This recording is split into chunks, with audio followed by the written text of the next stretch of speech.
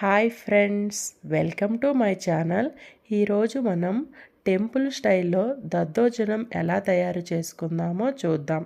దీనికి కావలసిన పదార్థాలు అన్నం, జీడిపప్పు, కరివేపాకు, అల్లం, పచ్చిమిర్చి, మినప్పప్పు, ఆవాలు, జీలకర్ర, ఇంగువ, ఎండుమిర్చి, పెరుగు, సాల్ట్. వీటన్నింటినీ పక్కన పెట్టుకోవాలి.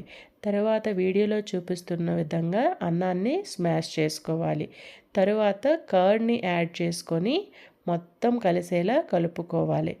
దీనిలో కొంచెం వాటర్ని కూడా యాడ్ చేసుకోవాలి. ఇలా మెల్లమెల్లగా ఒకేసారి కాకుండా కొంచెం కొంచెంగా వాటర్ని యాడ్ చేసుకుంటూ తరువాత సాల్ట్ని కూడా వేసుకొని వీడియోలో చూపిస్తున్నట్టుగా ఈ కన్సిస్టెన్సీ రావాలి.